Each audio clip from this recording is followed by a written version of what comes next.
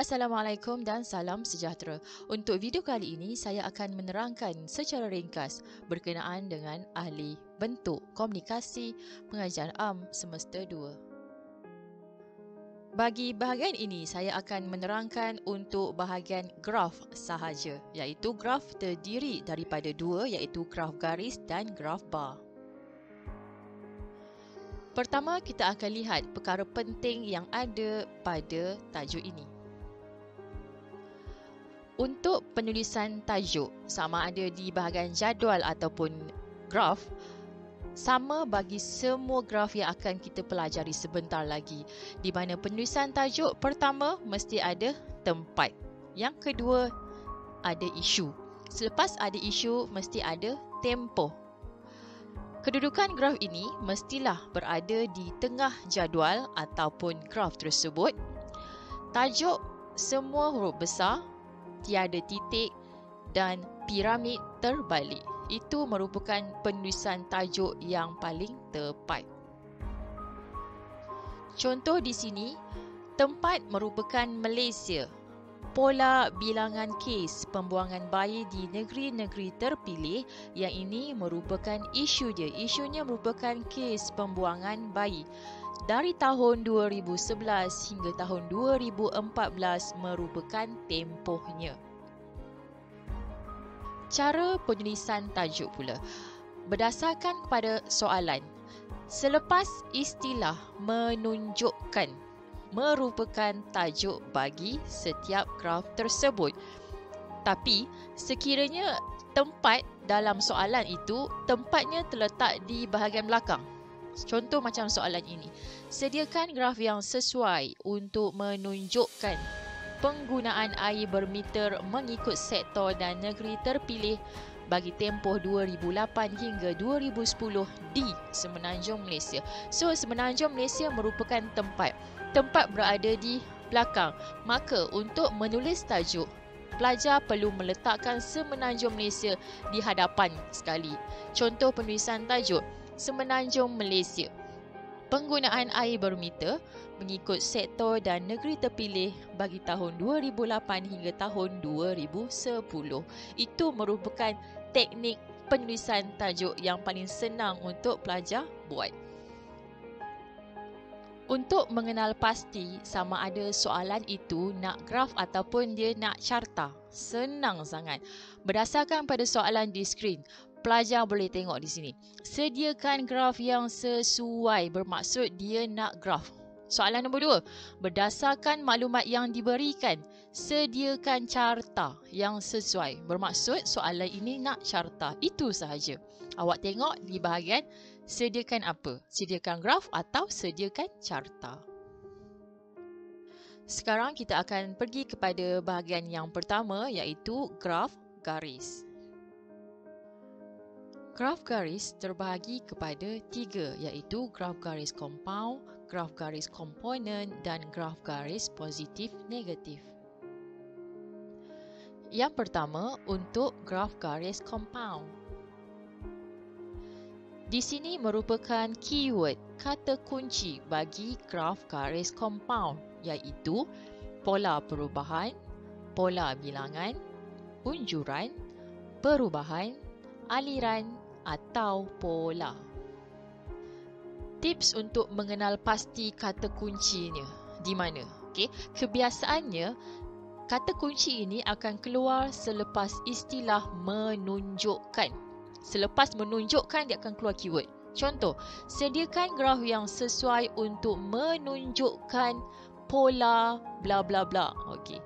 Atau sediakan graf yang sesuai untuk menunjukkan pola bilangan apa-apa-apa.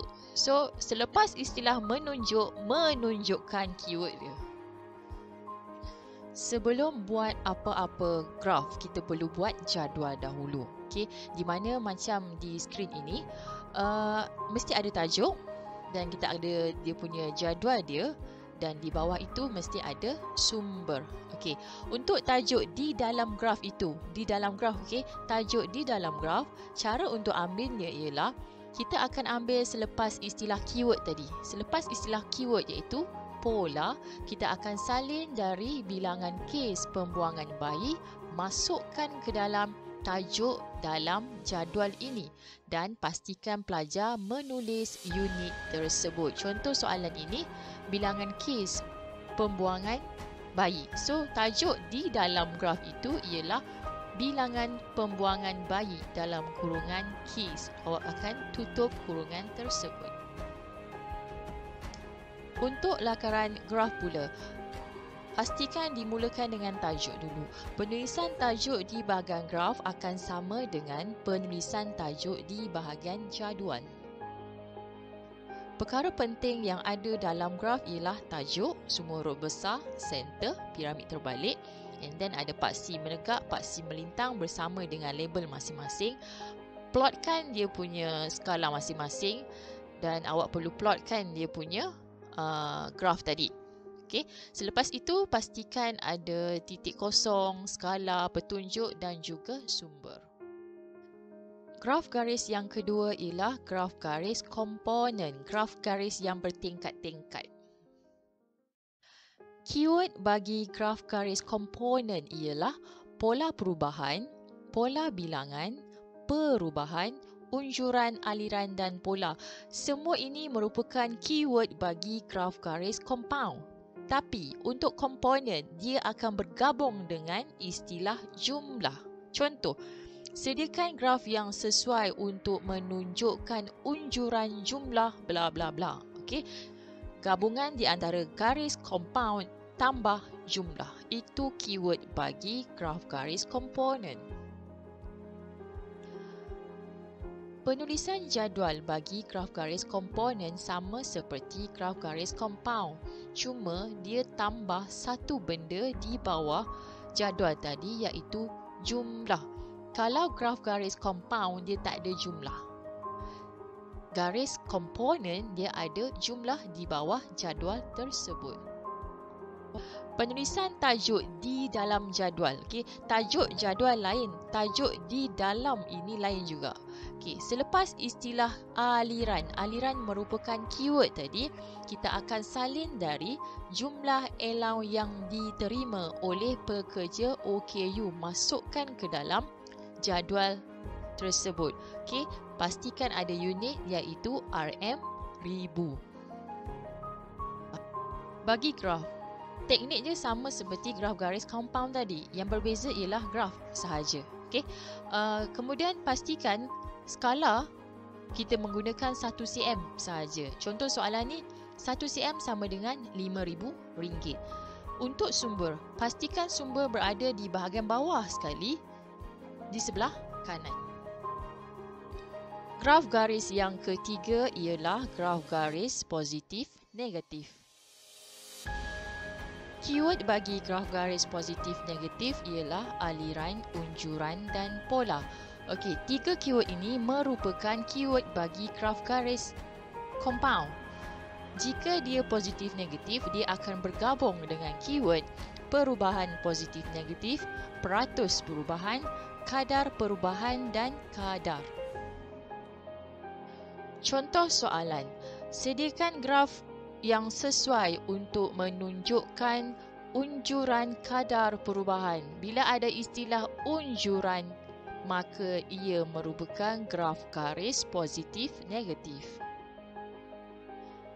Jadual bagi graf garis positif negatif, dia akan ada satu kolom tambahan iaitu peratus perubahan. Dekat sini ada dua keadaan. Sekiranya melibatkan 2 tahun sahaja, maka akan ada satu perubahan. Sekiranya melibatkan 3 tahun dan ke atas, akan ada beberapa perubahan. Graf bagi graf garis positif negatif, dia akan ada satu kawasan negatif di mana kawasan ini akan terletak di bawah titik asas kosong tadi. Di atas titik asas kosong merupakan kawasan positif. Jenis graf yang kedua ialah graf bar. Graf bar terdiri daripada 5 jenis iaitu graf bar compound, graf bar komponen, graf bar positif negatif, graf bar gabung dan graf bar berpasangan atau piramid. Graf bar yang pertama ialah graf bar compound. Keyword bagi graf bar compound ada 4. 1. Bilangan, kuantiti, peratus atau dia tak sebut apa-apa keyword pun. Contoh soalan yang tak sebut apa-apa keyword. Sediakan graf yang sesuai untuk menunjukkan keuntungan bersih. Dia terus sebut isu dia. Dia tak ada pola ke, tak ada aliran ke atau unjuran. Maka soalan ini merupakan graf bar compound. Contoh soalan yang kedua. Berdasarkan maklumat yang diberikan dalam petikan di bawah, sediakan graf yang sesuai untuk menunjukkan perbelanjaan. Terus tunjuk isu. Jadi, soalan ini merupakan graf bar compound. Jadual bagi graf bar compound. Penulisan sama seperti jadual graf yang lain-lain lah. Untuk tajuk di dalam jadual ini, seperti biasa, kita akan salin bilangan warga negara. Awak masukkan ke dalam jadual, dalam kurungan unit dia. Tips untuk mengenal pasti tajuk di dalam jadual itu, awak kena buat banyak latihan. Lama-lama awak boleh faham macam mana cara untuk tulis tajuk di dalam jadual tersebut. Ini contoh untuk graf bar compound. Kedudukan semua sama, yang berbeza ialah graf sahaja. Graf bar yang kedua ialah graf bar komponen. Keyword bagi graf bar komponen, jumlah atau nilai keseluruhan. Jadual bagi graf bar komponen. Okay. Kalau tadi garis komponen dia ada istilah jumlah, sama juga seperti bar komponen, dia ada jumlah di dalam jadual tersebut. Bentuk graf bar komponen, okay, dia bertingkat-tingkat juga. Cumanya yang ini dalam bentuk bar. Seterusnya, graf bar positif negatif.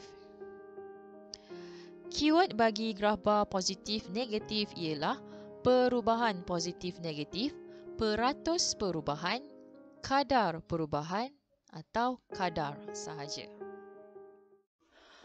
Jadual bagi graf bar positif negatif sama seperti graf garis positif negatif. Yang membezakannya ialah graf sahaja. Dia akan ada satu kolom perubahan, peratus perubahan. Sama juga untuk graf dia. Dia ada kawasan negatif di bawah kosong dan juga kawasan positif di atas kosong. Graf bar yang keempat ialah graf bar gabungan. Untuk graf bar gabungan ada 2. Yang pertama, graf bar gabungan compound. Kedua, graf bar gabungan komponen. Untuk pengetahuan semua, graf bar gabungan ini akan bergabung dengan garis compound sahaja. Kita lihat graf bar gabungan yang pertama, iaitu graf bar gabungan compound. Graf bar gabungan compound, keywordnya ialah graf bar compound bergabung dengan graf garis compound. Jadi, keyword bagi graf bar compound antaranya ialah nilai bilangan kuantiti bergabung dengan pola atau aliran. Itu merupakan keyword bagi graf garis compound. Graf bar gabungan ini berdasarkan kepada soalan, dia akan bergabung dengan perkataan dan. Contoh macam tajuk di sini, Malaysia nilai caruman KWSP mengikut kategori dan pola bilangan pencarum. Okay. Nilai caruman KWSP, isu bagi jadual yang pertama iaitu jadual di atas, and then pola bilangan pencarum merupakan isu bagi yang kedua iaitu bilangan pencarum. Graf bagi graf bar gabungan compound. Okay. Dia akan ada 2 paksi menegak. Paksi yang pertama untuk graf bar compound. Paksi yang kedua merupakan graf garis compound. Untuk skala, dia akan ada dua skala. Satu skala bagi graf bar compound, satu skala untuk garis compound. Bagi petunjuk, dia akan ada petunjuk bagi graf bar compound dan satu petunjuk untuk graf garis compound sekiranya garis itu ada satu sahaja. Graf bar gabungan komponen. Graf bar gabungan komponen, keywordnya ialah graf bar komponen bergabung dengan keyword graf garis compound. Graf bar komponen, keywordnya jumlah, nilai keseluruhan, bergabung dengan keyword pola, aliran yang merupakan graf garis compound. Jadual bagi graf bar gabungan komponen. Dia akan ada satu kolom tambahan dalam bar iaitu istilah jumlah. Yang lain sama seperti graf bar gabungan compound tadi. Graf bagi graf bar gabungan komponen. Nama pun komponen, maka bar dia akan berbentuk bertingkat-tingkat. Yang lain semua sama seperti graf bar gabungan compound. Ada skala yang berbeza untuk setiap graf. Graf bar yang terakhir ialah graf bar berpasangan atau piramid. Keyword bagi graf bar berpasangan piramid ialah dia ada 4 elemen atau 4 pemboleh ubah. Contoh soalan bagi graf bar piramid. Sediakan graf yang sesuai untuk menunjukkan bilangan tenaga buruh di bandar dan luar bandar. Ini elemen pertama, bandar. Elemen kedua, luar bandar. Mengikut taraf perkahwinan. Okey, taraf perkahwinan merupakan elemen yang ketiga. Dan jantina di Malaysia pada tahun 2015. Jantina elemen yang keempat. Okey, so ada 4 benda di sini, bermaksud graf ini merupakan graf bar piramid. Soalan yang kedua, sediakan graf yang sesuai untuk menunjukkan bilangan kematian penunggang motosikal elemen 1 dan pembonceng motosikal elemen 2 mengikut kumpulan umur elemen 3 pada tahun 2015 dan tahun 2016 merupakan elemen yang keempat. Contoh soalan yang ketiga. Sediakan graf yang sesuai untuk menunjukkan penggunaan air bermeter mengikut sektor. Sektor dia ada banyak sektor sebenarnya, so dia dikira sebagai 1 dan juga 2, dan negeri elemen yang ketiga terpilih bagi tempoh tahun 2008 hingga tahun 2010 di Semenanjung Malaysia. Tahun merupakan elemen yang keempat. Soalan yang keempat, sediakan graf yang sesuai untuk menunjukkan bilangan pelawat tempatan elemen 1 dan pelawat luar negara elemen 2 yang mengunjungi taman laut di negeri-negeri elemen ketiga dari tahun 2007 hingga tahun 2009 merupakan elemen yang keempat. Jadual bagi graf bar berpasangan piramid. Kita lihat kepada tajuknya iaitu kadar literasi penduduk mengikut jantina. Jantina dipecahkan kepada 2 iaitu lelaki dan juga perempuan. So dekat situ dah ada 2 elemen. Dan umur elemen yang ketiga 2007 hingga tahun 2010 merupakan elemen yang keempat. Berdasarkan kepada jadual, dia akan pecahkan data tersebut kepada lelaki dan juga perempuan. Alright, ini merupakan contoh graf bagi graf bar piramid. Graf piramid ini seolah-olah dia seperti cermin, dia pantulan. Untuk lelaki, dia akan pantulkan kepada perempuan. So, dia punya bar itu akan lebih kurang sama sahaja. Itu maksud piramid. Dalam nama lain dia ialah bar cermin sebenarnya. Kesimpulannya, untuk video kali ini saya telah pun menerangkan tentang 2 jenis graf iaitu graf garis dan graf bar. Itu sahaja untuk video kali ini. Kita jumpa lagi untuk video yang akan datang. Terima kasih.